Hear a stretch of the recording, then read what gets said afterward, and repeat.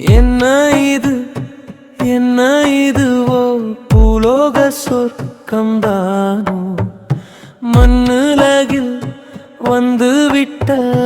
பேரழகின் வர்க்கம்தானோ கண்கள் காணும் காட்சியில்தான் உள்ளம் பறி போகுதே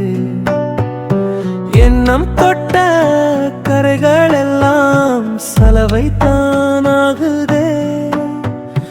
ஓடுகின்ற ஓடையும்